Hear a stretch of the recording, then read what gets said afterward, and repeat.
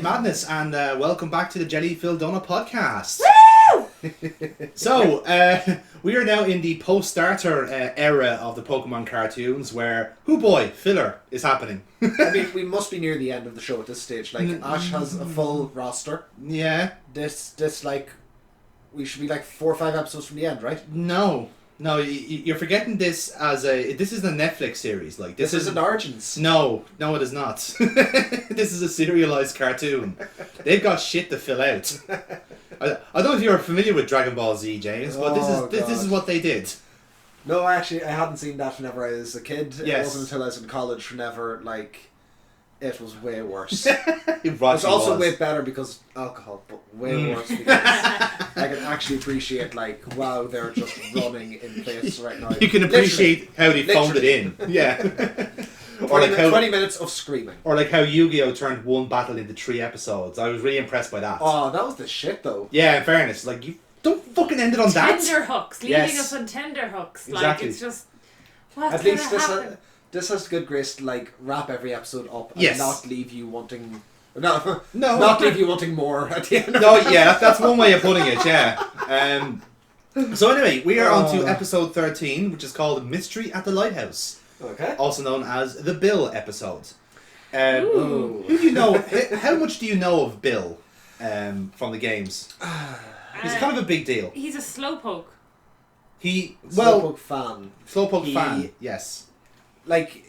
You don't hear about him until you get to Misty's town. You get hearing, go up to the Cape, and for that at the time, it's whispers of there's a really cool guy, really really strong guy.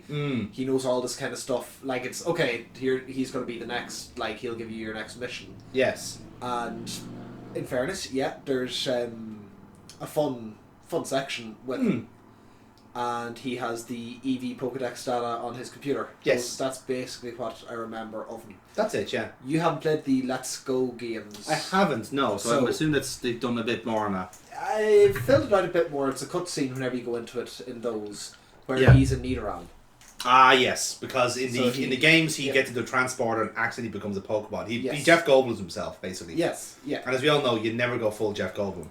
But it was kind of ambiguous as to who he turned himself into. Yes. Or, it was like the generic animal sprite. That's right. Whereas in Let's Go, it's you walk into the house and a giant talking Nidorino, sorry, yes. comes up to you.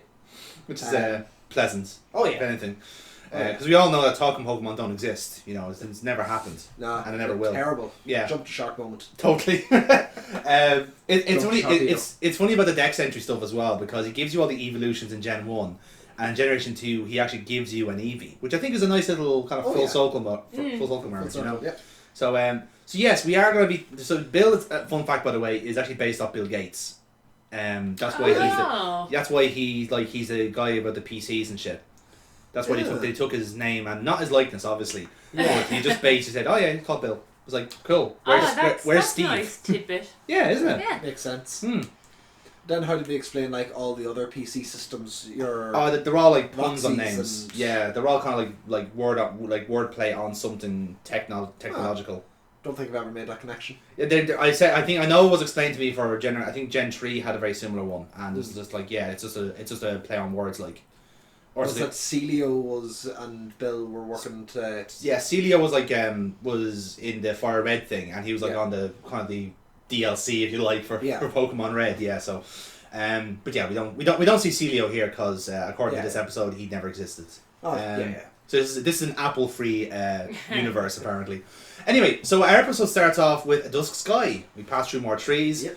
Brock and Missy are questioning if Ash has got them lost again. The answer is yes. Of course. In fact, obviously. They've been lost since episode 7. Narrator. Wait, have they actually? Yeah, pretty much, yeah. Christ. We'll find out. Track of that. We'll find out in the next episode, but they've been basically lost in the woods for 2 weeks. Yeah. And they just happen to find, here's a thing, and it could be on that point of the map, and then that point of the map. Just this weird demilitarized zone where everyone gets lost in the map. So the narrator recaps. Obviously, he sasses everyone for look, they're lost again. What idiots, kids, eh? Am I right, guys? And you wouldn't hear David Attenborough narrate that. Like, look at this gobshite of an alligator. He thinks he's going into the lake, but he's actually just climbing a tree, you idiot. Was there not like an Alan from QI? Was there not one of him like narrating over a David Attenborough where he just like... Yeah. Ha, you fucking idiot. To be fair, that would make Attenborough documentaries fascinating. If it was just like watching like they a gazelle gets... fascinating. a gazelle one being like smashed up by a tiger going, look at that fucking idiot. There was one on Netflix a while ago which was like a... Mother Nature or something. Yeah, Mother Nature, where it was like, I'm someone being an idiot about, someone Filipino cooking. Yes. I think, it's been done a few times, like, so Pikachu shrugs his shoulders, basically proving like, yep, they're lost, humans are idiots. Yep. But narrator takes his time then to recap Ash getting 2 badges. This is kind of weird, like, shot of everyone walking on kind of like wireframes with badges in the background. Because clearly, like, one of the animators watched Tron and really liked it. So we get Ash kind of under a spotlight admiring his accomplishments. Then Misty pipes in also on the spotlight, reminding him he was given all the badges. And then Ash goes like, yeah, well, and then Brock goes, actually, what matters is he's got 2 badges and 6 Pokemon. That's all he needs. Brock is a neutral party in this situation. Yeah. But, like, if only Misty had actually led into him this much through the entire series... Yes. He might have actually earned a hand more of his badges. If Misty wasn't such a hard ass, if Misty was more of a hard ass, Butterfree wouldn't have run away. That's what we're learning from this episode. Yeah. So, Brock then uses this time to say like, oh yeah, he'll need 6 Pokemon to challenge a Pokemon League, which is advised, even though Elite Four always have 5 for some reason, just to. Yeah, but it's. Do you know what the best team to go up against the Elite Four is? No, Burtbot, I don't think I do. Yeah, it's a Zapdos. Is it? A Pikachu. Is it? And 4 Rattata. Oh my goodness, this is new information. We then get a rundown of his team, which is currently Pikachu, Pidgeotto, Butterfree, Bulbasaur, Charmander, and Squirtle. And according to our Pokedex, that is absolutely correct. Yep. So we're on par. No, there's been no revisionism here so far. It's great. No rat Such a well-written show so far.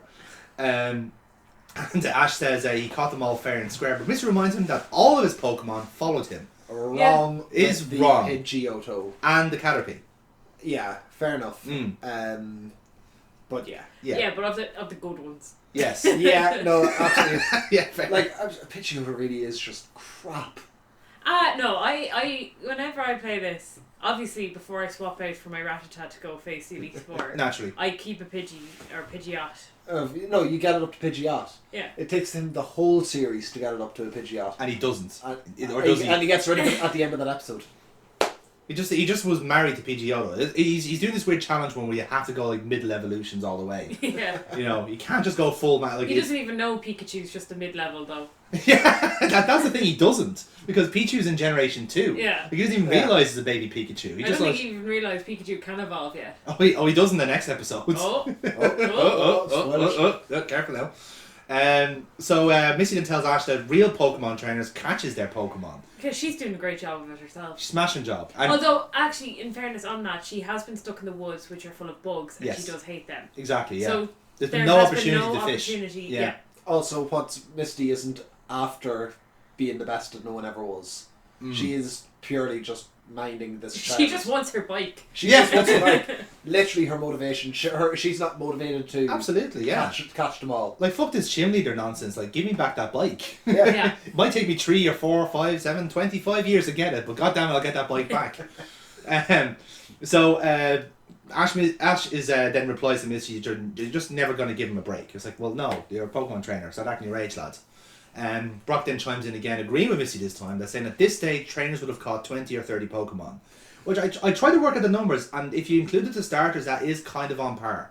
Like, if the starters were catchable in the wild, you could be able to catch 20 to 30. I wouldn't know about that. I think you'd have to be going out of your way to get them. Because I think if you're playing the game and you're going between Pallet Town and was it well, if we're going to Cerulean City now, yeah. Like, definitely with all the Rattatas. Yeah. Well, okay, you might catch 18 Rattatas in your way. Well, if you think of it this way, right? You've got your bugs, as you said. Mm-hmm. You got your bird. You got your Rattata. If you go over to the other side where the Pokemon League is, you got your 2 Nidorans. Okay, but what I'm saying is, on a normal playthrough, I wouldn't go out of my way to get myself a Clefairy and a Jigglypuff. Probably not, no. But like I said, if you take them out of the equation, you're going to be tougher to hit 30. No, that's fair enough. Like, unless you're on a challenge to, I'm going to get everything as I go.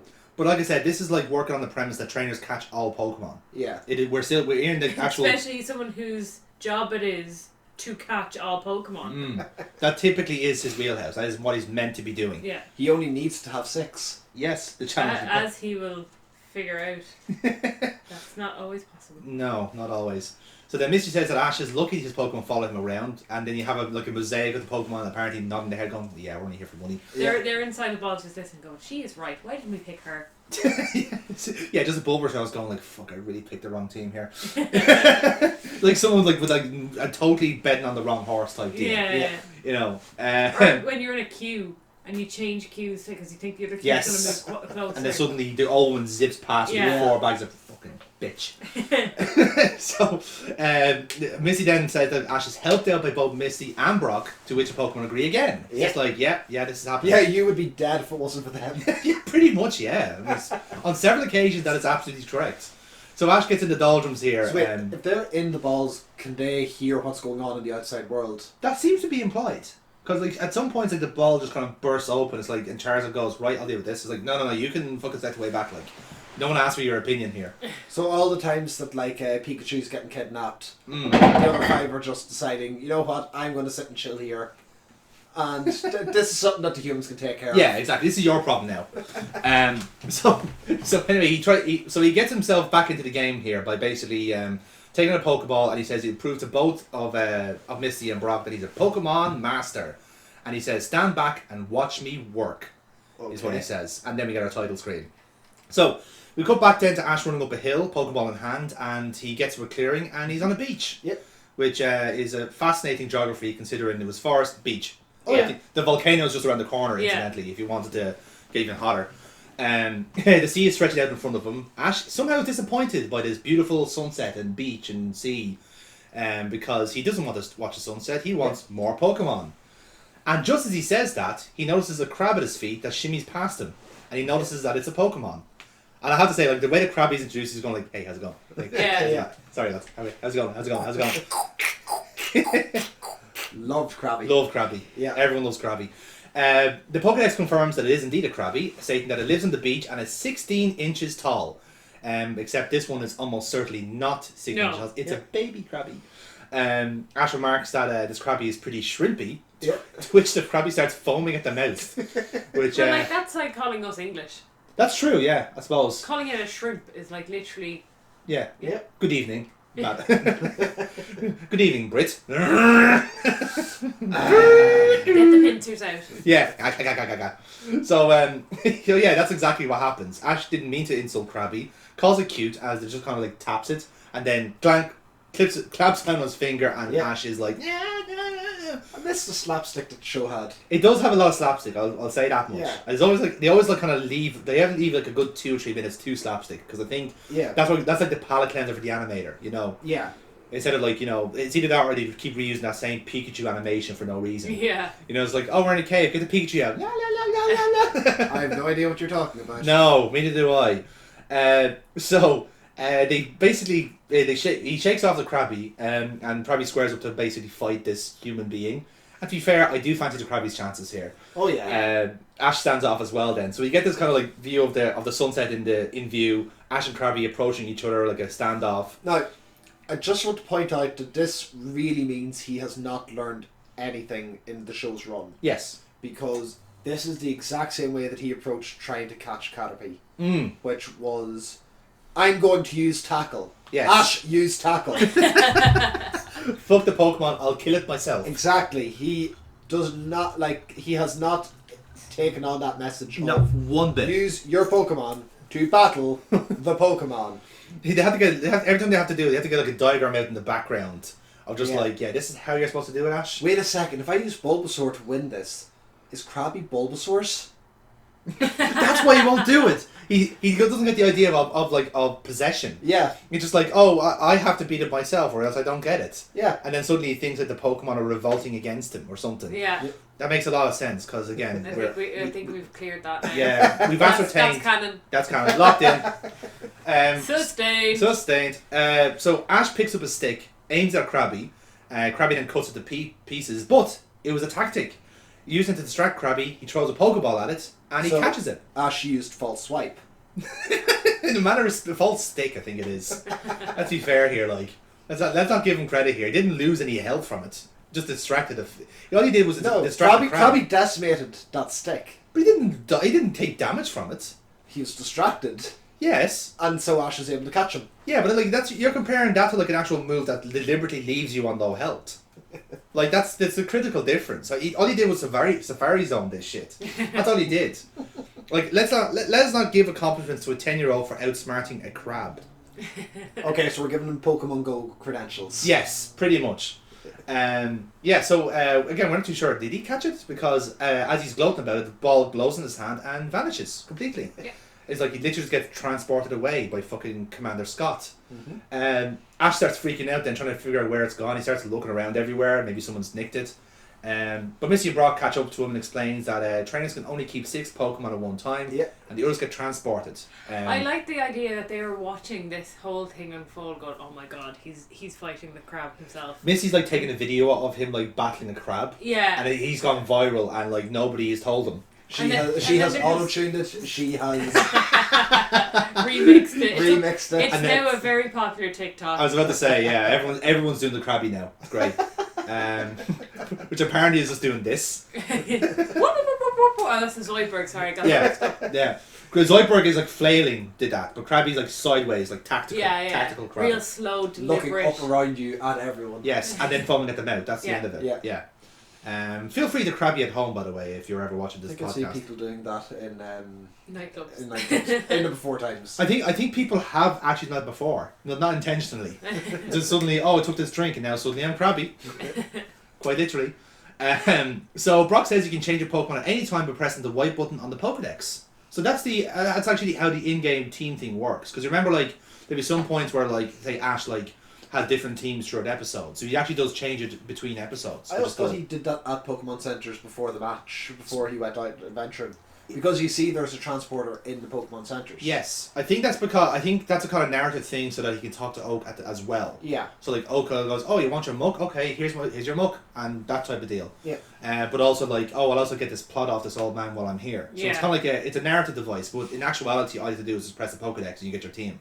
Which is, again, mechanically I'm not sure how that works. Because I just think Ash is that dense that he has to be walked through it every time. Maybe.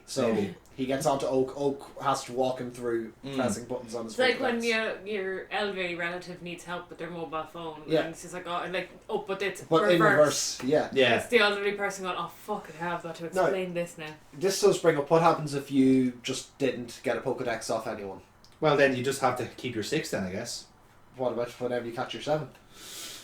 That is a good question. I'm not sure how that works. I'm not even sure if you're even allowed to be a trainer. Do you know what Damien had a I was going to say, Damien! Yeah, that's true. He just had a pile of them. Yeah. But he didn't use any of them. No. Ash wasn't really using his Krabby. Well, we don't know that. He never got a chance. Yeah, it just Or disappeared. does he? Well, as we find out, like, Brock keeps explaining what it is. Ash goes, "Is that it? Yeah, that's the button." And Ash goes, "But I don't want to change my team. I like it the way it is. Shut the fuck up and let's go. Keep going." Yeah, pretty much. That's what Misty says. Like, well, shut up and stop whining. Just fucking move on. Yeah. But Ash still goes, "But I want to see what the Krabby is. I thought you didn't like it, but I want to know now." And he goes, "Right, fine, okay, it gets stored somewhere for safekeeping." And Brock says, "Yeah, it goes back to wherever you got your Pokedex from." And immediately Ash gets this weird, like, it's only a split second because I think there was like an actual scene where like Oak cooks a Krabby. And they just cut it out for the kids version. Yeah. Because it looked like it is just prepping like a bed of noodles, or I think it was meant to be tofu in the end. But you just see them here with like a hot plate in front of them, and a Krabby like in the background, you know. So immediately that's what Ash is thinking. Oh god, he's going to eat my Pokemon. Like this old man has literally just been given a crab, has confused it for a fucking He is delivery. thinking, what would I do in that scenario? I'm out enjoying my day, and a crab shows up right in front of me, and clearly I eat it. I mean, it's a Pokemon. I mean, I'm sure it's got to be delicious as well. Yeah. You know, it's got all that health point. Like, that has to be delicious to somebody. But yeah, so you get a glimpse of Oak opening some instant noodles over a hot plate. Ash gets immediately worried and wants to check on Crappy. Because again, first thing that comes into his mind, someone has eaten my Pokemon. Brock says they could call him, but there's no phone in sight because, you know, they're on a beach. And Misty says she doesn't want to camp out again. So again, it's a current theme where they want to find somewhere proper to stay. None of the sleeping bag nonsense that like trainers apparently have to do. You can't now. get your beauty sleep in a sleeping bag. But that's exactly what she said. Exactly and I concur. Yeah. Well, it proves in fact that you are a woman. Well done. Pikachu jumps around the background pointing at something. He literally just like hops like.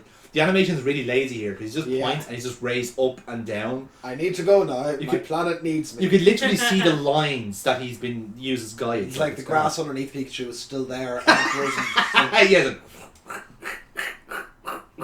Just repeat. So when they look where Pikachu is, they see it's a lighthouse.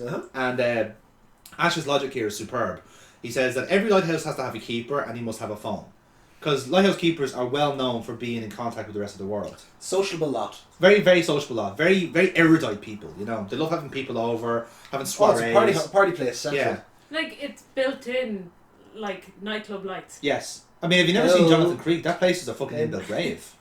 You know? So, Misty's excited at the prospect of a bed. So that's her way in. Yeah. And as I said, gets some beauty sleep. Brock, on the other hand, just wants to know where the fuck we're going. Where are we on a map? So everyone runs towards the lighthouse, and it's nighttime by the time they get there, remarking that, wow, that's took longer than normal. I mean, in fairness, it was dusk whenever. It was dusk whenever Ash caught the Krabby.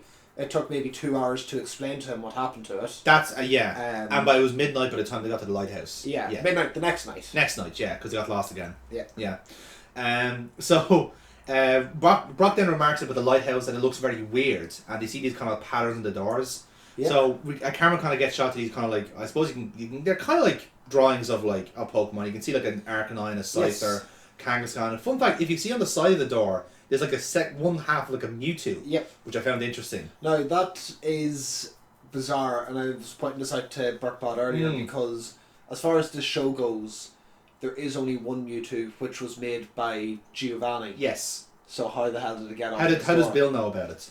Unless Bill is part of the team that created Mewtwo, and Mewtwo is currently in the, in stasis point before he destroys the research island. Yeah. So Mewtwo is maybe at that point in the timeline. That's what I'm trying to remember. As far as I can remember from the manga, Bill was nowhere near Team Rocket. Because I noticed sometimes with like the backstories for characters, they sometimes nick it off the manga. Yeah. But Bill, like in a manga, is pretty much Bill Gates. He's just a computer nerd. Whereas here, he's a bit more of a like a kind of like a more affluent, like knowledgeable type of gentleman. I mean, you look at Bill Gates in the real world; he has his hands in a lot of different things. Yeah, like he's kind of like. I'm not going to go into he's causing the COVID. Yeah, you don't. If you keep talking about that, I think Gemma O'Doherty knocks on her door and starts filming us, the bitch. Hope you enjoyed your prison cell, by the way. And that just dates the episode. Yes. Right. But no, to be fair, I hope she gets arrested every week. So that's relevant every time. Just like part of the evening news. Exactly. And Gemma O'Doherty was arrested this time. Yeah, that's the happy and finally story each time. Yeah. So, and finally, Farrah Conspiracy Node gets the sack. You love to see it. Moving on to our weather. Yeah. But anyway, no, I'd say Bill might have had a hand in some of the research going into that. I like that theory. Yeah, maybe she did. Maybe did. So anyway, also Jonathan's theory, Bill is a woman. That was purely by accident. So Ash rings the doorbell, and the spooky sound of it makes everyone nervous. It's like one of those gothic doorbells. Yeah, it sounds like the ringing of like church bells rather than an actual doorbell. Yeah, it'll strike fear into you. Yeah, well, anything to the church would scare you. Yeah, especially when they're all kids. Yeah, this is true, actually. God, if only the Japanese knew about the Catholics, I tell you, they would have had so much fucking mileage with that. So who's there? Asks the intercom. Again, very similar to the voice actor for Damien. Funny how that works, isn't it? Yeah. I'm not doing this again. No, don't, because There's no mention of Charmander. No. Well, yeah, actually, there's no Charmander in this episode at all. This is bollocks. couldn't pay his fees. He'd said it enough times. Yeah. They'd run out of their quota. Exactly, yeah. We don't need him now until episode 15, it's perfect. So Brock explains that they're travellers and they're lost. Ash says that there's a minor emergency. Fuck off. Yeah, I don't take gypsies here, fuck off. Ash says there's a minor emergency that requires a telephone, while Misty says they've been camping out and would like a comfy bed. So they've all got different strategies. Knock off. No, yeah, exactly. So, could you imagine that? Like, if you're at A your lighthouse. lonely lighthouse keeper and a girl wants to use their bed. That's their chance. She's 10. That's his chance. Lonely. She's 10. Is she 10? She's 12, I think, 13, yeah. She's young. She's youngish. Okay. Yeah. It's never restated in fairness. She's just a few years older than Ash, so whatever proportion you put onto that. Right, okay. And Brock is like a slightly bit older than Misty then. Yeah. Right. So, and besides, like Jesse and James are kind of the same age group as well. Like, it's never adequately explained what age they are. It's just like a difference between them and Ash. Fair enough. So you can extrapolate it. And Brock then brings it back in going like, oh yeah, if you also let me in, I'll make some bacon double cheeseburgers. You know, which is like rice balls or something. Had been dubbed in. And for obviously for the group, and then offers to cook for the guy as well. And goes, oh, could you do that? Because I've been eating tofu since my cook went on vacation. So the voice lets him in then. Not so lonely. Not so lonely, yeah. He has servants, which is good. He has a Mrs. Doyle. Yeah. He is a priest. He is a priest. This whole thing works out, lads. Father Bill. I can see the title graphics come up now. But with the church bells. Doom, ba-doom, doom. No, it's just like 8-bit version like Pokemon, and just like Father Bill communion version. I don't know. No, it's like black version and very, very, very, very dark blue version. So, I'm so glad we can still make Father Ted jokes in this day and age. It's great. So we let them in then, and the doors swing open to this massive fucking gothic like hall, pitch blackness. Looks great. Ash then asks if you can borrow their phone, to which the voice says, "There's one right beside you." Because, you know... So he is absolutely watching them on the camera. Well, he's actually in the room, as you find out. He's actually in the dark. Which is not suspicious at all. In the confession hall. I'm sure it's not called a confession hall. I don't know. It's called a confession box, I think. Or some. I'm sure there's a Latin name for it. Like noncery or something, I don't know. So they notice a PC with a bell sprout on the table. The bell sprout is actually the phone, which I think is deadly. Yeah, because I want a bell sprout phone now. When you used to say, like, I'll give you a bell. Yeah. I'll give you a bell sprout. Yeah. I love that. I genuinely want a bell sprout phone now. Yeah. Which is because you have the button of the leaf and you take off the head to answer it. Like, hello, Ash Ketchum residents. Like, fucking great, like. So yeah, they call Professor Oak, and then Ash sees that Oak, yes, indeed, was making dinner because his cook is on vacation as well. Ooh, Convenient. interesting. Isn't that interesting? Mrs. Doyle is off. She gets around. Yeah. She does rounds. What she does is all the Pokemon researchers around the area. She goes like, "Oh no, that's grand now. I have to go off to Oak now. I have him down for his lunch at 4:30, and then I have to go back to Mass, and then go back to Bill there for 6:30." I was like, "Oh, you must be kept busy, Mrs. Doyle." It's grand because I'm being paid well. Plus, I'm on massive rains of cocaine. Cocaine. Raisins. So, he's just making dinner, and then like you can just kind of see a large crabby kind of out of sight. And then Ash is worried that Oak would eat crab. He's like, "Don't eat my Pokemon." I was like, "What? No, dude, stop. That's not a thing." I'm a professor, you gobshite. Yeah, I work with Pokemon. You know, as much as I find them delicious, I don't eat one. I made that mistake years ago in my youth. You can't cook it. The cook's away. I told you this. We did just establish this. He really assures him he's fine, and he kind of moves away to see Ash's like crab eating like a tiny bowl. Yeah. He's just like, "Oh, look at him go. He's still rabid." Yeah, and You it's like can see the massive. You can see the bowl beside it as well. yeah, this is it. Like, that was the kind of the joke. Was like you can see crab in the foreground. I was like, "Oh shit, he's gonna eat him." And there's like, "What? No, your crab is over here." And it has like a little postage stamp of Ash like in the bowl, which I think is great. But that's the way he keeps track of his Pokemon. It's just like, "Oh yeah, okay, I've got a sticker for everyone." Yeah, that's it. Like he printed stickers of all of his trainers, which is nice. It's a nice touch. It's better than branding them. Yeah, that's true. Actually, yeah. Do you imagine there's a massive AK on the fucking Bulbasaur's head? Like, I don't think it's gonna work. I was more thinking of all the Tauros. Easier to put sticker on the side of them. Yeah, just checking like the arse. Yeah, that's Gary's, Ash's, Gary's. Yeah, it works. Yeah. So Oak jokes that Ash's Krabby is too small to make a hearty meal out of. Yeah. Which means that he may have thought about it. He weighed him and thought, like, 6 pounds. Fuck! Alright, put him back in. Throw him in with the rest. And he preps some tofu. But remarks the Krabby Gary caught is much bigger and be much nicer to eat than tofu. And you can see Ash is in disbelief that Gary caught one as well.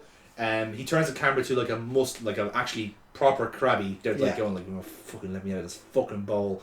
Cookie. And we get like so much deeper. We're just waiting for like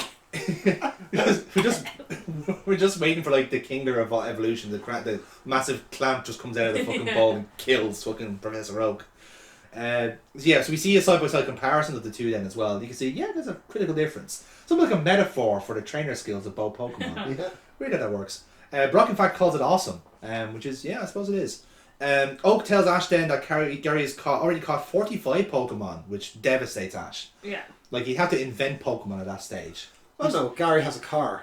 That's true. He's actually just he's just driving around. Fuck the HMs. Like, I don't need that shit. Yeah. You stick to the highways and just catch whatever comes on the road. Yep. Ash Oak asks where Ash is calling him from, and he explains that they're in an old lighthouse and goes, you're in Bill's place. Fantastic. He tells me he's a Pokemon researcher, young, really talented. Apparently he knows a lot more about Pokemon than Oak does, which is a pretty surprising thing for Oak to even admit. Yeah, to be fair. You know, when you think about it.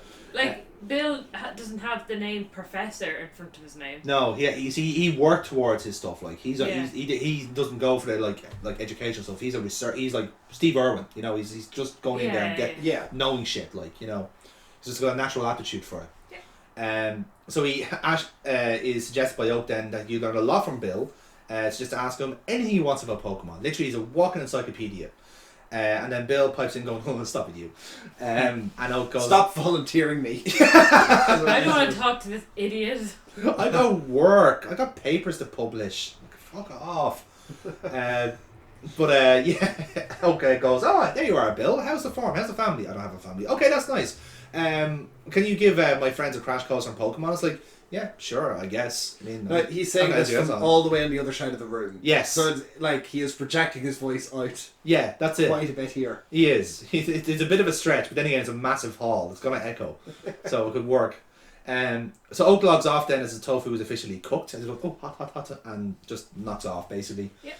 And Bill goes, I can't refuse a quest from Professor Oak. So the lights turn on. He says hello. And what we see then is this massive fucking Kabuto, an extinct Pokemon, by the way, standing on top of a flight of stairs, holding its claws, and everyone's going like, what the fuck is this? And then we get our outbreak. Yeah. Which I think is a really good cliffhanger for like, it's like, that's... What the fuck? Yeah. Well, of course he knows so much about Pokemon. He is one. He's an extinct one? He's the only known living Kabuto in history.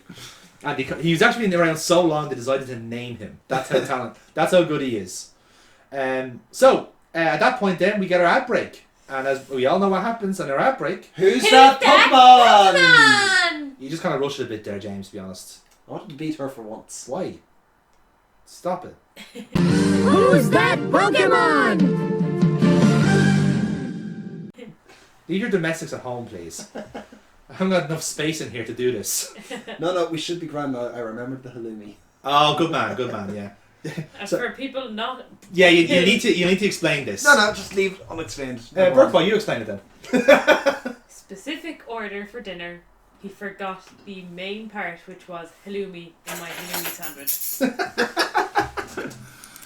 So yeah, we did that live on a call. Yes. So that everyone was aware of his awful mistake. Yes, and in fact we are never going to make him forget about it either. Yeah, it's gonna be forever the go-to joke. Yes. When we're playing Jackbox games. Absolutely, nailed on. You can imagine. You just have to imagine, guys, that James is getting hazed every single night. Just pretend I'm getting hazed. You're literally getting halloumied. That's what's happening. That's what we're going to call it from now on. Whenever someone gets bullied into that for making an idiot, we're going to make an idiot of themselves. We're going to call it halloumied.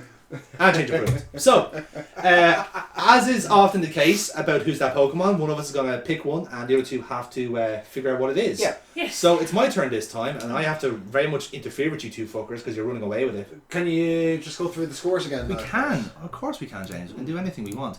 Once you give me enough time to get the spreadsheet up. So, you're currently leading on 19 points. I know. Really? Yeah, how about that? I'm currently second on 14, but it's my round this time. And Burkeboy, you're currently 13, so you have a chance to make some ground on James. My Pokemon starts off with this. The next entry is: they have gentle hearts. Because they rarely fight, many have been caught. Their number has dwindled. Okay, since I'm ahead in points, I'll give you the go first guess. first. Yeah. Okay. Can you give it again? Go it again. Yep, they have gentle hearts. Because they rarely fight, many have not been caught. The number has been... many have been caught. The number has dwindled.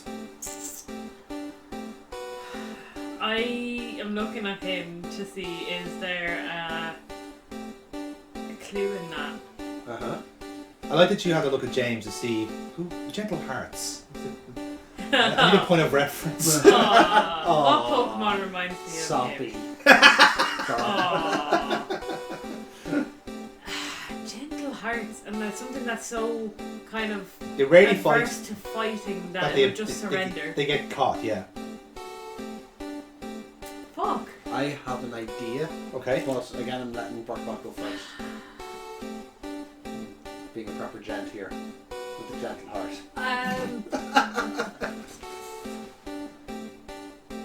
Chansey? I'm going for Chansey, okay? James, have it yourself? Lapras. The correct answer is Lapras. Fucking hell! Nailed it first time. Very good shout. Very good shout.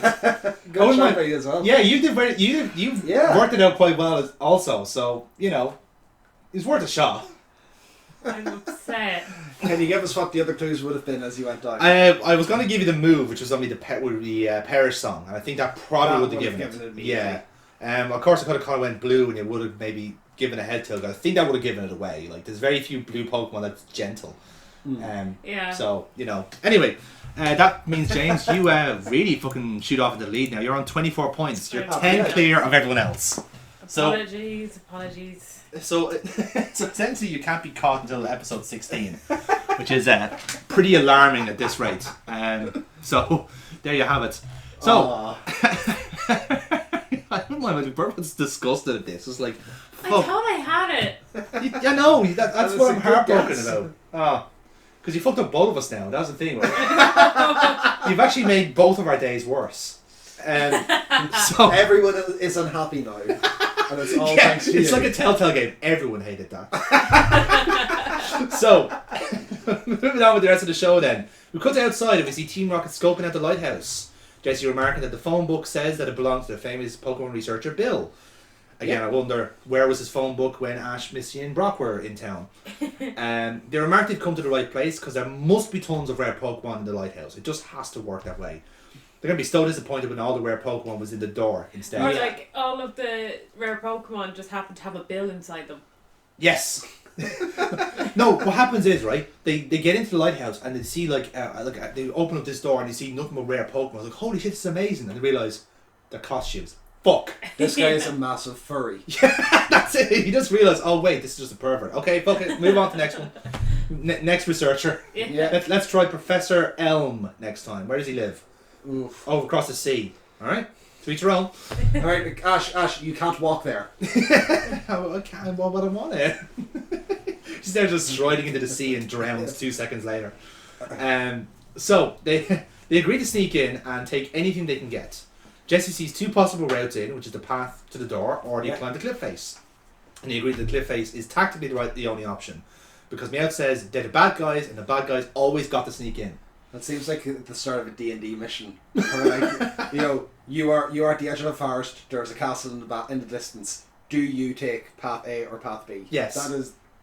That's what it looks like, yeah. Yeah. It's just like, okay, you're going to have to roll for evil. It's like 7. Oh, okay, fair enough, we'll give it to you. So we cut in to Jesse wearing his black kimono gear, dressed with an umbrella, saying that it's time to rain on their parade. James walks in with a similar type gear, and they rhyme and do their motto, Yeah. that type of deal. They explain to be truly great criminals, they have to do things the hard way. And that way they become truly hardened criminals. It's wordplay, right? See, these are writers learning English for the first time. They think this is clever. It'll be tough to reach the top because they're afraid of heights. I mean, Comedy dialings of Team Rocket there. Yeah, I just. They're just calamities, aren't they? Yeah, they're just so bad. Aren't they? Like, fuck me. Like they honestly, just do not understand idioms. they just need coaching. That's all it is. They just need someone to go and, right, here's how you do shit.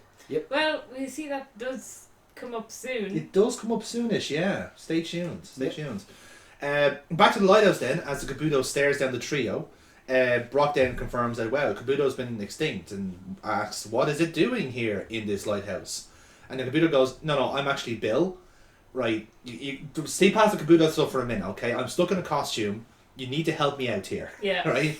Ash approaches him and goes like, Children, please help me get my clothes off. That's literally what's That's happening. not exactly it. Like, again, you're gonna have to take the priest thing out of it for a minute, okay? All I can see is Bill. Not every character is a nonce, okay? Well, when a character is a nonce, it is very clear. Okay, yeah. Well, So no, he's quite high up there on the nonce okay, scale. he's on a scale. Is that it? Like, Yeah. Okay, right. And he's kind of touching the upper half of that. Quite literally touching the upper, Touching, is he? yeah. He's touching the upper. Yeah, he's Dirty fondling bastard. the upper. He's Yes. fondling, tickling the upper, perhaps. I mean, there's him on that scale of it, and probably Seymour the scientist as well. Seymour the Scientist definitely is into weird One of shit. them- Can Nonsense. Pokemon be nonsense? Yes. Hypno's a total nonce. Yeah. He is literally the nonce Pokemon. He steals children. Yeah. He hypnotizes them as well. Yeah. Like, he has to be stopped. Hypno is a priest. Yeah. So, Ash helps him out. Bill says, like, okay, there's a button here that if you press this, they'll get out of the push my costume. button. Yeah, push my button. Just push it. And he goes like, yeah, the arms are too short to reach it itself. Which seems, Reach around the back and just like font. like Lick me. even then, right? Like the button is Get here. him so close to release, please.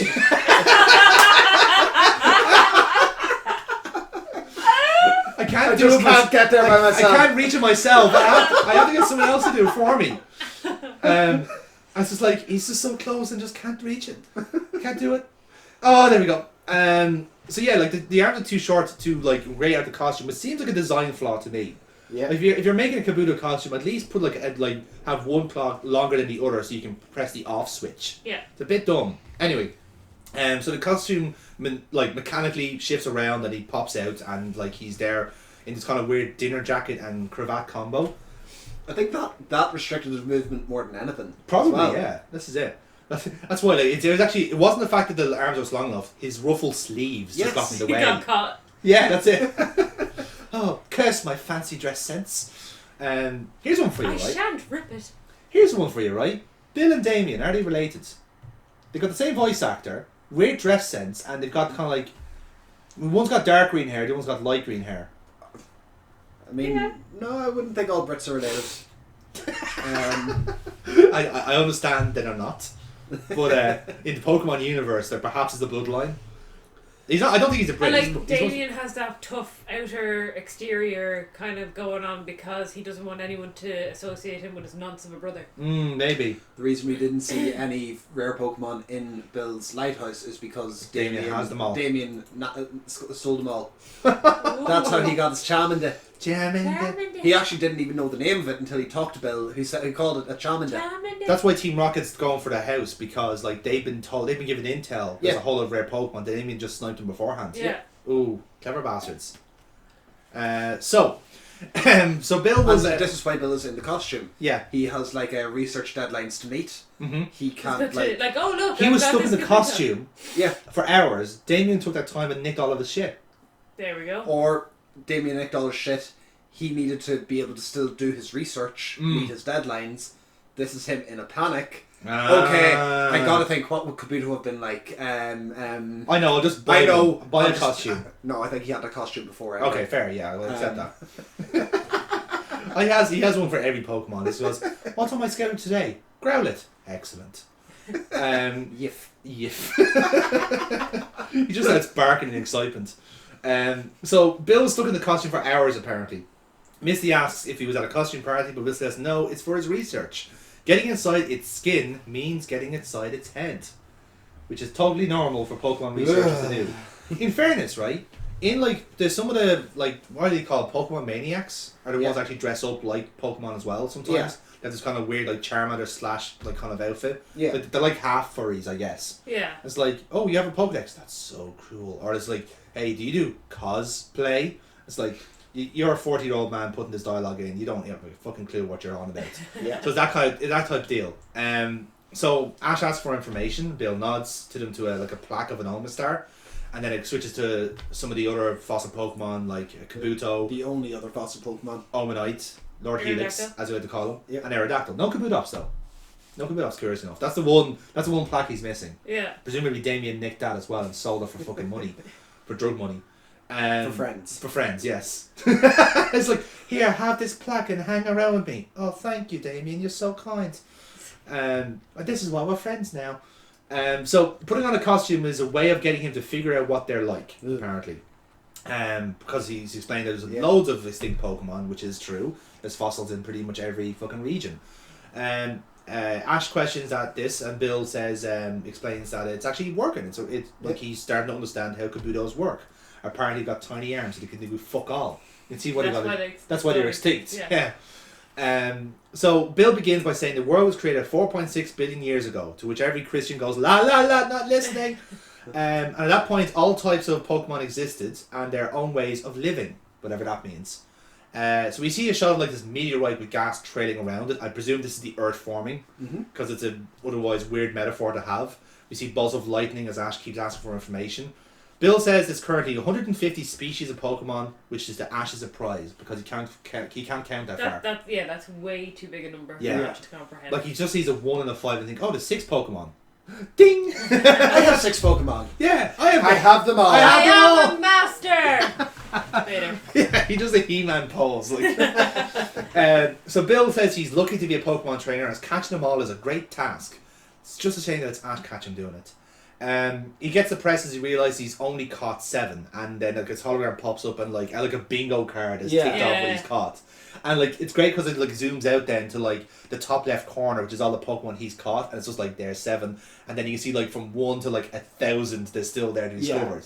So this was a spoiler for like Generation 8. Like, oh, we're going as far as we can go with they this. repeated a lot of them. Oh, they did. Pinscher was there about 7 times. I saw like a Nidoran silhouette 17 times. Like it's like Jesus. Yeah. Like it's kind of weird, like, but again, one thing about the silhouette, like if you keep looking, you can see like some of the prototype Pokemon as well. Like the several different like guises of Rhydon before it became Rhydon, you know, Kangaskhan baby and stuff like that. Yeah, that type of deal. And it's just like, oh, this is a good way of just like, here, this looks like a monster. This also looks like a monster. This looks like a monster as well.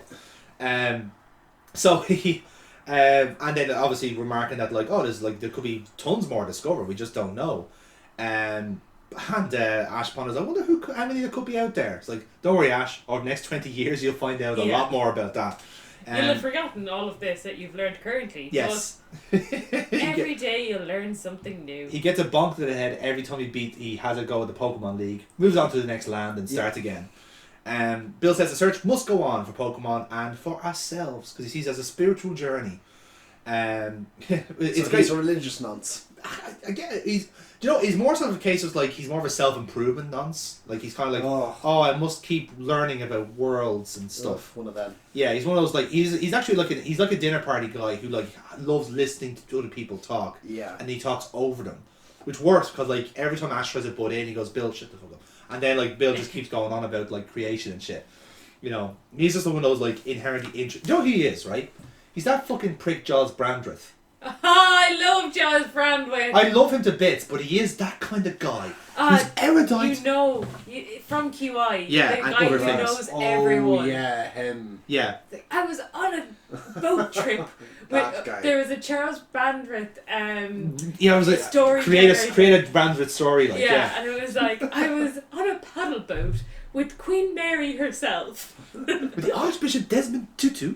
And it's just like, and like that's what he does. Like there was like one Q episode where he just derails it with stories about his life. Yeah. And just like Phil Jubin is slowly losing the will to live. It's one of the finest moments in TV history because like he is a genuinely very interesting person. He's the problem is he's so boring at doing it as well.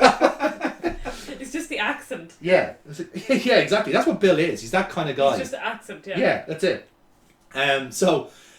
Bill says every creature has a meaning as his words reflect well on Ash. It's all like, oh yeah, that actually kind of makes sense.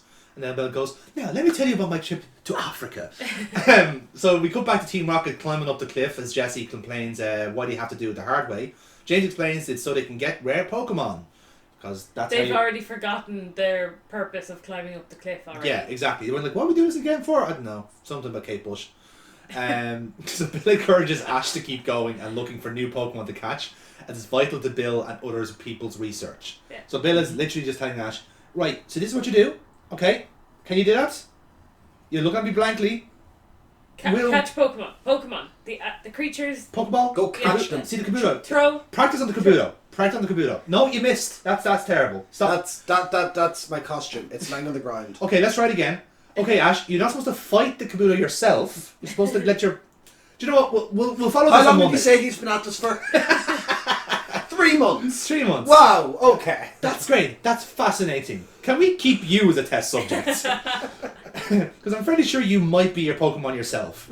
Just there throwing water at it, seeing if it's a Sudowoodo or something like that. Like, yeah, I knew it! An experiment in can he run at a brick wall for eternity? The answer is yes. It would. A human can be that stupid, I'm afraid. So yeah, as we were saying, he keeps encouraging Ash to keep going, look for new Pokemon to catch. Bill remarks there's only one Pokemon he's looking for now. He's down to he's got a nearly complete Pokedex. There's one more he needs. Bill says it's bigger than all the other Pokemon and no one has ever probably seen it. To which presumably Brock brings out his Onyx and goes, ta-da! It's like, oh yeah, that one. Yeah, not that one. So Bill says it's been wandering for years and years looking for a friend. Misty doesn't quite believe that. Bill says it wanders because it's alone. Apparently it's the only Pokemon of its species, a one of a kind. Bill says one night he heard a very strange noise coming from across the ocean. And we kind of... Which he can translate into English. Apparently so. Apparently he's got a codex that can do this. So we cut down, so we're at the top of the lighthouse now at this point. And Bill takes out a device that plays a sound similar to a whale's cry, which is apparently from this creature. As it sounds out, Bill thinks it's saying, I want to meet you, or whatever it is, or like something like that. Yeah. To which that's what he interprets the cry to be. Yeah. So Bill apparently created a similar noise and played it from his from the lighthouse with the message, let's be friends, I want to meet you. So he's basically like doing like an MSN shit with this Pokemon. Yeah. Basically. He's just like, hey, let's connect. So what you're saying is he's catfishing Pokemon. I don't think it's inherently implied. This animal is sending out a mating call. Yes. And Bill is replying to it. That's, yeah. Well, we don't know if it's a mating call. It's just literally just like, I'm lonely, send help. Oh, it's a mating call. Fair enough, yeah. That is a mating call. The moment I said it, I was like, yeah, he actually does want to... He's the only one of the species. He's the only one of his species, yeah. I think that's his top priority right now. So yeah, and there's kind of a back and forth then, and goes like, Bill continues saying, cry back, I want to be friends too, that type of deal. So Bill speculates that on a foggy night, like this one, coincidentally, one Pokemon may appear to finally meet a friend it's waited for a long time. Bill gets excited, hoping it may happen one day as Ash asks him if he would catch it, but Bill disagrees, saying that meeting and seeing it is more than enough for him. Because he just wants to... Because the Pokedex registers it anyway, so... Yeah, and in the new games, that's all you need now. You don't need to catch them all. Which is kind of sad, really. I think was Generation 4 the first to do that, or Gen 5? Where Seam was enough? had like a new section of the game for whenever you've seen everything. Oh. So you had to see all of them in order to get access to Russia, the Russian end of the story. Which, since you didn't have access to the legendary from the other version, you had to find its picture in the book. Yeah, that's right. Yeah, I remember now. And then spoilers for when I play it. When you play it. Yeah, exactly. I've forgotten. 3 years later. So yeah, a loud cry then appears from the sea, and it's not recorded. This is when it's happening. We see ripples in the water, and we see this kind of silhouette of a creature appearing in the fog. Now, we can tell, because we're Pokemon nerds, we can tell from the silhouette that this is supposed to be a Dragonite. Yes. Okay? So, it's never explained in this episode what it is. We just know, ourselves that it's a Dragonite. Again, we know that it's taller than the lighthouse on the edge of a cliff, which is much taller than a Dragonite's supposed to be. Yes, the Dragonite's supposed to be about 8 foot tall, by and large. So yeah, it is supposed to be just like a massive version of a Dragonite, essentially. A Gigantamax. Potentially G-Max Dragonite, yeah. Which doesn't exist yet, thankfully. Which is why it's the only one of its kind. Yeah, exactly. It escaped from Galar. Just Same as Tentacruel in a couple of episodes. Yeah, because we do get a giant Pokemon episode coming up soon. So. And Alakazam and Gengar by the end of the show. Yeah. Like, I do think they might have... escaped from Britain. On a rubber dinghy. So yeah, that's what it's supposed to be. And it kind of makes sense of the one species, because like it's the only dragon-type Pokemon line at the moment. So... so Bills claims that it's here, it's approaching the lighthouse. It starts pressing another button on his little device, and the lighthouse starts changing colours. Like a coloured pattern. It's just like a disco ball. Disco ball, yeah. Setting the mood. So the Pokemon cries back at the lighthouse, sounds echo around. Missy remarks that it sounds like it's singing, and Brock jokingly asks her to dance, and Missy goes, yeah, sure. I was like, Brock said, oh fuck, I was joking, but okay. And Pikachu seems to be kind of swaying, doing it as well. Yeah, so there's something. It's quite pleasant what's going on. He continues to sing. Misty and Brock are kind of dancing in the background. Pikachu's on the guardrail, just like having a lovely time, just pure vibing. And Team Rocket are stopped climbing because they think like, oh, this is beautiful. James calls it haunting but sweet, which I think is on his Tinder profile. Meowth turns around and he says that it's coming from that thing, and approaches the lighthouse more, and then everyone goes, James remarks, so size doesn't matter. Like, yes, it's a giant Pokemon. That'll make a difference. So Jesse changes strategy and says to target the Pokemon instead, to which James gets out his grenade launcher, it looks like. Which just happens to be in his back pocket. Yeah. It's a whole gimmick, like, you know, if you've ever played like a shooter, it's like, oh, suddenly, rocket launcher, you know? Yeah. GTA character, you know? Yeah. So he gets second thoughts over aiming at it, because like, oh no, it's so nice, it's so pretty. So like, Jesse goes, get the fucking thing, hit the fucker. But he goes like, Jesse goes, it's such a shame, but they built their fame on shame. And Meowth says, it's all the shame to him. Like, honestly, I watch all these episodes today, and I actually think my kidneys started hurting because of all the puns. Yeah. Like, really did. But see, this one is actually, they have looked at every scenario and they've said, let's do the bad guy, cliche bad guy thing. That's all it is, yeah. So, yeah, it kind of fits that, okay, there's an endangered animal, let's attack it. Let's kill it, yeah. Like, that's the most evil thing I can do in this scenario. Yeah. Not only trying to take down the endangered creature, but then potentially capturing it somehow. Yeah. Or just taking it back to base and studying it. Can we make more Never of these? tried to throw a Pokeball at it. No, they didn't, in fairness. Like, to be fair, I don't think a Pokeball would do much difference to this massive yoke. You need something industrial grade, like an Ultra Ball. Never seen that be an issue before. No, that's true. That's true, in fairness. Snorlax gets caught in a Pokeball, same as... Yeah, but Snorlax is fucking... Like, it's just there just flopping around the place, like, you know. So, anyway. James fires at the Pokemon, which is a direct hit. Pokemon winces. And the waves whip up then from the impact, and the Pokemon smashes the top of the lighthouse immediately. It's like, oh, you hurt me, fuck you. It realises it was catfish. That's what happened. That's what happened. Yeah. So Ash ushers Bill away as everyone tries to escape down the collapsing lighthouse. The Pokemon is hit twice more with the launcher. Bill pleads with the Pokemon to wait, but is announced disapprovingly. So the waves settle and we see like Team Rocket fucking like out of the waves, just completely drenched, but still eyes on the prize. Get the fucking launcher in. 2 more shots. James starts lamenting that they're spoiling everyone's plans, calling it rotten. But Jessie doesn't give a shit. She's got, again, eyes on the prize here. But a tail swipes them from the ocean and swats Team Rocket away. Yay! And it's like, yeah, hooray for endangered creatures. Yeah. Which is where we come in. Team Rocket are gone, which means we have to give them better ideas. What should Rocket do, lads?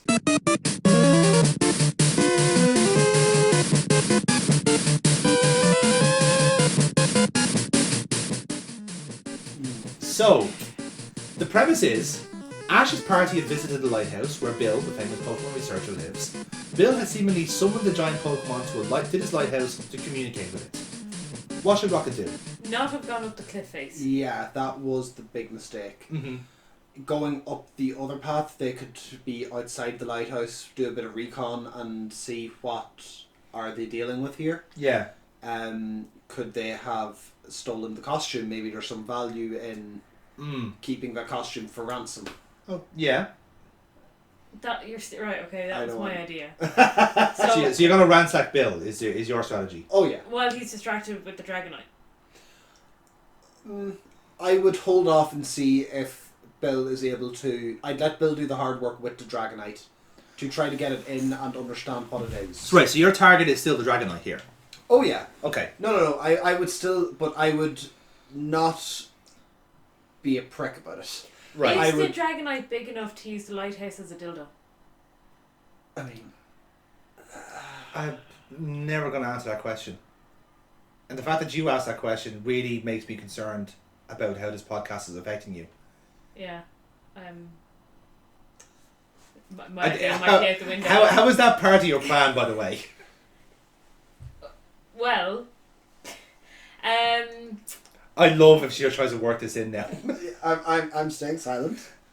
Bill just allows the Dragonite to come forward. It's obviously lonely, has needs. Right. Uses the lighthouse to fulfill those needs. Okay. Is then indebted to Bill for that, and then Team Rocket just come in and swoop it. So you think that Bill is like part of this plan to catfish the Dragonite? No, not part of the plan. Like he's inadvertently getting the Dragonite captured, but he is purposely letting pleasure itself on the lighthouse. I think we're going to pass on that. I mean, looking at a picture of the lighthouse, it is pretty phallic. Lighthouses are phallic though. Like that doesn't mean that you. And that's a giant Dragonite. I don't see what your aversion to this is. Like that's not a plan. That's usually like Team Rocket just like interrupting some sort of like sexual favor. Well, that is what Bill's plan is. You're implying that it is. Maybe it is purely just pure Again, culture. I am kind of stuck on the whole thing that Bill is a priest. So this. Yeah, like this. That's what's skewing your plan here. I think a little bit. No, genuinely, my attitude would be before they know the Dragonite exists. I'm gonna save Burkbot from this now. Let's leave the pervert in the corner here. Yeah. Before they know the Dragonite exists, the plan should be to ransack and cause mayhem with Bill, either by taking some of his prized research animals, taking some of his research and holding it at ransom, or just in general torturing him a little bit. Yeah. Okay. Once they understand Dragonite exists, which they'd find out from doing their bit of recon, allow Bill to make communication with this beast, and then swoop in to try to nab it, either by waiting for it to get close enough to understand what it is, or by having a better equipped plan with nets and shit like that, instead of just launching grenades at it. Yeah, exactly. So yeah, in a way you're kind of blackmailing Bill to get the Dragonite. Yeah. Okay, that works. What I was going to do is I was going to take the jump off Ash, Bissy and Brock here. And because like Team Rocket have clearly been scoping the place out, and we don't know how long they've been there, but let's assume it's been a while. So I would say I'd have them kind of like scoping the place out and kind of getting the jump on them, because they're clearly closer to the lighthouse than Ash, Brock and Misty are. So if they know they're going to be going to the lighthouse, right? There's quite a time gap to them getting to the lighthouse. So I say Team Rocket get there ahead of them, pretend to be them basically, saying like, oh, we're hitchhikers, can we come in, all this sort of stuff. Then they steal the Bellsprout phone. That's the target. No, what the target is basically is still the Pikachu. Like that's what they're going for. So what you'd have is you'd put Bill in a closet somewhere, maybe stuck in the Kabuto costume, whatever it is, right? And then because he is in a Kabuto costume at this stage, he was in there for hours. Yeah, well then maybe just keep him in the costume, just push him aside somewhere, right? So how do you deal with him making all the noise? Just throw him away. Like the lighthouse is huge. Like put him on top of the lighthouse or something, or just throw him off, whatever the fuck. Like just get him out of the environment, right? Because the issue, what we're going to do is then we're going to have James pretend to be Bill, right? Okay. Then, because again, there's no contact, they don't know who it is, right? The place is still pitch black, so the door's open and actually people walk in. like literally they can't see anything, so Jessie just takes a Pikachu and legs it. Just pick it up and leg it. Yeah, just go, just straight up fucking go for it. Because they have tried picking them up and legging it before. Yeah. And that didn't work. It didn't work, but like I said, they have tools now from the previous episodes that could work better. It's just the problem, like the last time when they had all those tools beforehand, what fucked them up was Charmander. Now you don't give him a chance to react now because you've basically ransacked him in the dark, you've mucked him off in the dark, and like James could be like, maybe he's in costume himself. Ash sends out Charmander. Yeah. There you go. But Jessie's bolted. She's gone. She's gone by this point because like by the time that Peach has been taken and she's going, like James could be entertaining him with this Bill remark. Maybe she's impersonating him, whatever it is, and just lead them off the garden path. I don't see that happening. Right. So, I don't see Pikachu going quietly enough that like you've not given any detail for how would they get Pikachu, just apart from they pick him up and leg it. Yeah, that's true. Like he would cause a fuss. How would they get out? Yeah. How would they get out without alerting about Pikachu being gone? They have no vehicle apart from a hot air balloon. True. Yeah, the hot air balloon would be hard to park. Yeah. So yeah, that's the best I can do with that because, like I said, it's either artistically they just target the Dragonite. So I think we have to go with impale the Dragonite with the Lighthouse. I think that's that's nuts. I'm vetoing that. Aww. No, this is a family show. No dildos allowed. Yet James is allowed to be in the show. Okay. Not Nordy. Oh right, Jesus. Sorry. I thought you were talking. No, yeah. By my very nature, I'm not family friendly. Congratulations, James. You're a fucking sex toy, apparently. Good job, buddy. I was so proud of you. Do your knees. So, hold in context of that now. So the Pokemon starts wading away from Bill as everyone else as they watch it disappear into the fog. So he's missed his chance to meet this giant Pokemon. And the next day, everyone ponders what type of Pokemon it was. Bill doesn't know himself, saying the Pokemon could live anywhere and by any means. T-Rocket wake up on the beach, baffled by what happened. Jessie stated it was one of the rarest Pokemon ever seen and is exactly what they've been looking for. They miss their chance, but they can keep dreaming. Because when their dreams come true, it'll become someone else's nightmares. Because remember, they're the bad guys. Yeah. Well, they're thinking they're scary. Yeah, and like they know they're the bad guys as well. Yeah. And Meowth signs it off by saying, "After all, tomorrow is another day," which just doesn't land. They still laugh it off though, because apparently they're evil. That's funny. Yeah. Wonder what it was in the original. I'd say it makes more sense in Japanese. Yeah. Yeah. Ash gets philosophical about everything, about how positive capturing is. It's kind of like this weird, like, face-to-face camera stuff. It's like, Pokemon capturing is great. Training Pokemon is great. Pokemon is great. It's like weird kind of like propaganda about it. But they all chime in with similar messages. Ash asks for Bill if they could possibly catch every Pokemon ever. Bill suggests they might never because, Game Freak Nintendo needs the money. But despite him being a trainer and Bill a researcher, their goals are still the same. So keep up the good work, sports, even though you've only caught 7 Pokemon. Everyone heads off then. The narrator repeats the message about discovery and how it's great for your development at the end of the episode. And that's basically it. Yeah. So we'll check in now with the Pokedex. We have 2 seen and 1 caught at the moment. The one that we've seen and obviously caught was Krabby. Yeah. Would you believe, boys and girls, it's based off a crab? Bullshit. Holy shit. I thought it was a shrimp. They call him a shrimp. Yeah, it's just so confusing. Ash may have confused that as a shrimp. He's almost certainly wrong.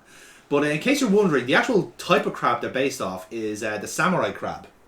Right? Okay. Samurai crab has this kind of 4 legs, right? And obviously we're kind of seeing the picture of it on here. So it looks quite like militant is the word I'd use there. It looks like an alien. It does a little bit, yeah. It's very much like a chest burster, isn't it? Yeah. Like, yeah. Or the ones from Half-Life is the one I was thinking of. It could also be one of these sand bubblers, which kind of has like the extra kind of like small tiny legs. So it's like a combination of both. But the actual kind of clamps, I guess, is from the samurai crab bit. Yeah. I mean, to be fair, I quite like Krabby. I don't know what it is. It's just the kind of like the mannerisms of it or something. Yeah, I like how it says. I love in Sword and Shield when it is like in the overworld and you're running around. It does chase you sideways. Yeah. Like it just goes like. Yeah. Essentially, the king, they're just gonna fucking kill you. Let's Go had that as well. Where it'll follow you sideways. I do love that. It just makes it unique. It goes without saying. Krabby is a word they use in most like languages, so it's kind of like Paris in that sense is very universal. Yeah. The fun fact in the Chinese versions and the symbols they use, literature says crab with big pincers, which is obviously like part of the Krabby name. Like you can kind of get that from the name, can't you? Yeah. The other Pokemon that Ash saw, if you can count it, that is Kabuto. I wouldn't either, but we'll kind of tick it off for now anyway. I quite like Kabuto. It's one of the fossil Pokemon. It's the dome fossil for anyone uninitiated. Yeah. And it's kind of like the evil fossil. Yeah. The Antichrist in Twitch Plays Pokemon lore. Fun fact: it was actually called in the beta because it was going to be kind of like a pun on Atlantis. Oh, okay. Yeah. But they went with Kabuto then because he went a different. Because Kabuto's obviously like based off the samurai like armor because that's called a Kabuto. So that's why they kind of went with that. It's the actual like shell armor in a sense, and then when it evolves into Kabutops, it's more like it's gone like a trilobite then instead. Yeah. So there is a good bit of thought then in the actual in the design of Kabuto.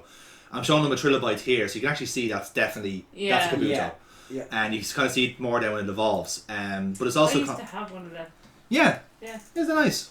Yeah, you had a Kabuto and you didn't even need to visit. I called it Kabuto. Yeah. You didn't even visit. You didn't have to visit a lab to get it revived. No. That's good. I would just throw it at people. It was revived enough. Exactly. So yeah, like I said, they kind of with the giant Pokemon was meant to be a Dragonite, but we're not counting that. Yeah. In fact, we're being very generous counting Kabuto as it is. I still wouldn't. Yeah, but anyway. So at the current score then is 36 seen and 9 caught because of Krabby. And that's, excuse me, that is our episode. Woo! So, filler, pretty much, a good filler episode, I think. Good filler. I like it. This is something still true to the games. Yeah. And it explains the fact that he can only have 6 in a team and stuff like that. That what needed to be done. And he called us Krabby. He did call it Krabby, so it does count as an important episode. Counts as an episode, yeah. So yeah, no, I enjoyed it myself actually. It was a pleasant surprise. Yeah. Because I didn't remember the Dragonite stuff. It's like, oh yeah, because I only remember Dragonite as like, oh, wasn't the messenger in the movie? And I didn't think it was in anything else. Yeah. So then it's like, oh, like it's good to see like Dragonite kind of given good booking in that sense. Like, oh, this thing is huge. Like, and if you're playing a game, but you somehow contrive to get a Dragonite, which is quite hard in the original game if you don't know where you're looking. Yeah. If you don't know to get a Dratini in the Safari Zone and then evolve it, because let's face it, like Dratini and Dragonair are fucking toils to evolve. Oh yeah. You know, because of the move sets and all this stuff. So once you get a Dragonite, you feel like, holy shit, I'm gonna destroy everyone. You know, and then all it knows is Dragon Rage. Yeah. But even, in fairness, like, if they had dragon moves, that would be great. But then you could teach it TMs and stuff like that. Oh, yeah, that's what you're supposed to do. Yeah, but even then, like, when you do get it, you feel like, oh, I am unstoppable. Because that's how, like, it's what's known as a pseudo-legendary. It is the strongest, Pokemon that isn't a legendary in the game. Every generation has one, and Dragonite is the first one. And some would argue the best. Anyway, that is the end of our episode. Next up, lads, is the Vermilion Gym episode. Lieutenant Surge. One of the better ones, in my opinion. Oh, yeah. Yeah. Buzzing for this. Oh, that's a shock. I made a pun there. See, I had one fucking ready to go this time, right? You didn't fucking snipe my pun that time, did you? Anyway, thank you for watching and listening to the Jellyfield Donald podcast. Subscribe to us at Monday Madness. Follow us on Twitter, which is Monday Madness LP. Perhaps you're watching this on the Nerds of Us channel. If so, give us a subscription. We'll have these episodes up a week after they go up on the Low Blows Network, which is hopefully how you're listening to this at the moment. But for now, until next week, when we tackle Lieutenant Surge and his Raichu, I have been Jonathan. See? Yeah, it works. No. Ish. Ish. Yeah. Okay. Ish. It's hilarious. No, it wasn't much. Let's just cut it there. Let's end it there.